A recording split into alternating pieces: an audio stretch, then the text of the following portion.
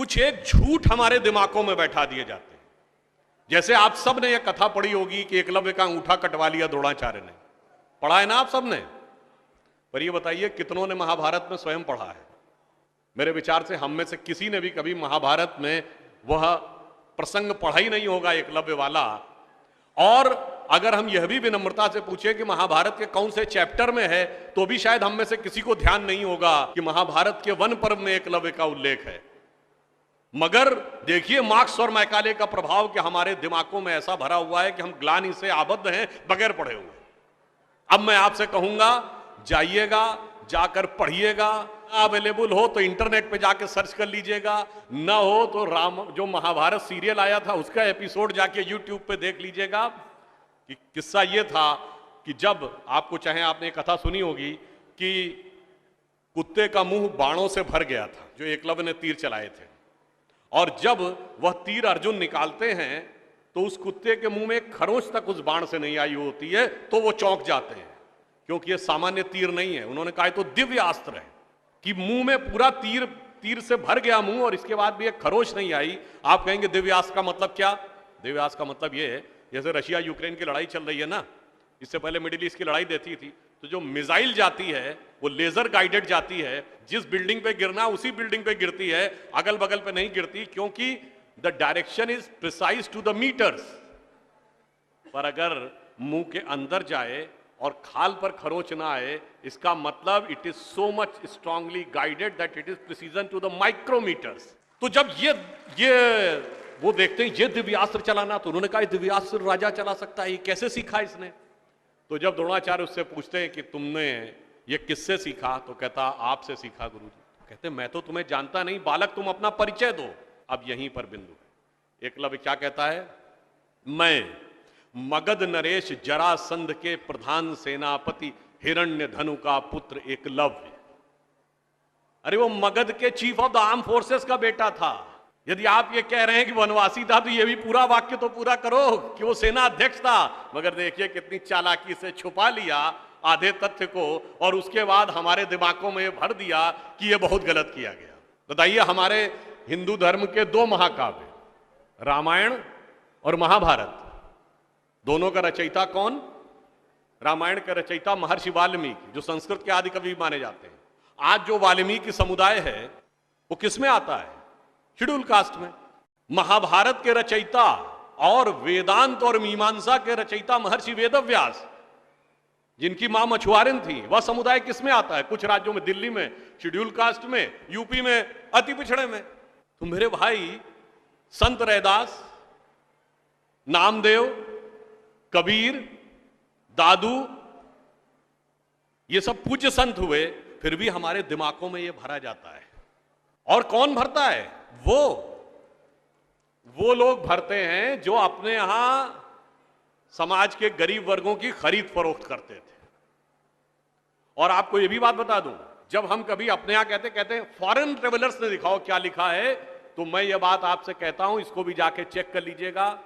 किसी foreign traveller का सबसे ऑथेंटिक जो रेफरेंस माना जाता है, वो चंद्रगुप्त मौर्य के समय में मेगस्थनीज आया था ग्रीस से, जिसने अपनी किताब लिखी है इंडिका, आज से 2300 साल पहले। वो इंडिका किताब आज उपलब्ध नहीं है, मगर उसके उद्धरण तमाम जगहों पे हैं, तो प्रूवन है किताब थी। उसने भारतीय समाज में व्यवस्था का वर्णन करते हुए लिखा है कि यहां पर 7 जातियां हैं, मगर महत्वपूर्ण बात यह है यहां इतनी समरसता, इतना सामंजस्य है कि यूनान के समाज के समान यहां कोई समाज का ऐसा वर्ग नहीं है जिसके साथ शोषण या भेदभाव किया जाता हो। ये एक विदेशी लिख रहा है। और मैं एक और बात आपसे बताना चाहता हूं, बहुतों को नहीं पता होगा, गांव में पंचायत होती है ना, ये पंचायत में 5 की संख्या कहां से आती? ये 4 या 6 क्यों नहीं? 5 की संख्या जानते कहां से आती है?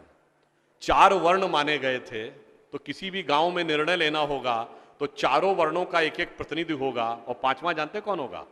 गांव के बाहरी क्षेत्रों में रहने वाले वो वनवासी जो प्रत्यक्ष रूप से गांव का हिस्सा नहीं है, पर हमारे निर्णय का प्रभाव उनके जीवन पर भी पड़ेगा, तो 5वां प्रतिनिधि उनका होगा। वहां से यह पंचायत का भाव आता है। और फिर मैं आपसे कहना चाहता हूं, हमारे दिमाग में एक और चीज भर दी गई कि जाति व्यवस्था हमने बनाई। आपको पता है कास्ट शब्द कहां से आया? ये कास्ट अंग्रेजी का शब्द नहीं है, ये पुर्तगीज भाषा का शब्द है।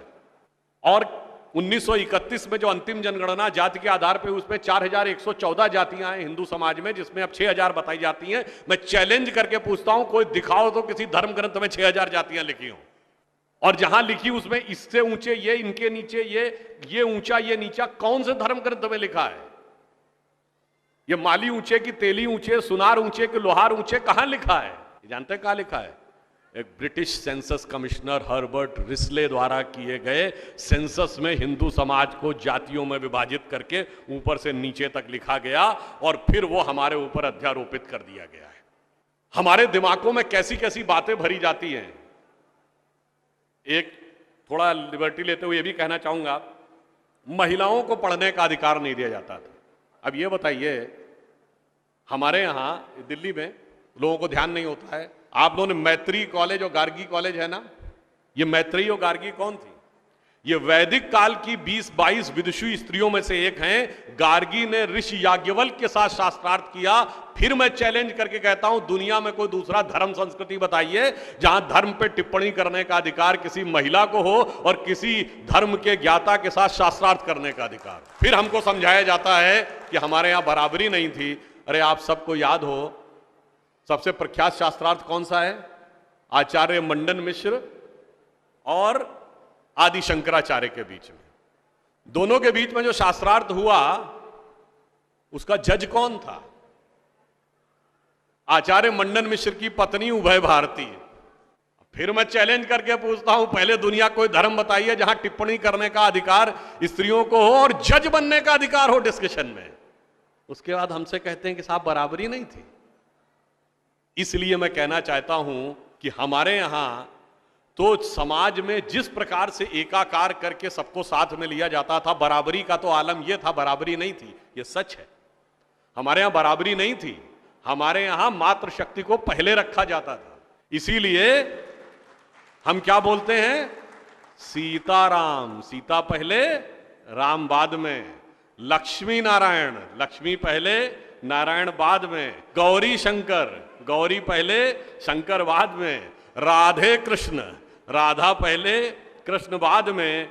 माता पिता, माता पहले पिता बाद में। और इसीलिए हमारे जितने भी प्रतीक हैं, भारत भी माता है, धरती भी माता है, प्रकृति भी माता है, गीता भी माता है, गंगा भी माता है, गाय भी माता है, गायत्री भी माता है। और ये केवल कोई आध्यात्मिक धार्मिक बात नहीं है। वर्ल्ड की डॉक्यूमेंटेड हिस्ट्री में अगर पहली बार कोई वुमेन रूलर रही है तो गुप्त वंश के समय में 4वीं शताब्दी में प्रभावती गुप्त ने शासन किया है। उसके बाद अहिल्याबाई होलकर, रानी दुर्गावती, रानी झांसी, वो सब तो आपने बहुत सुना होगा। अब वो लोग आके हमको समझाते हैं कि बराबरी नहीं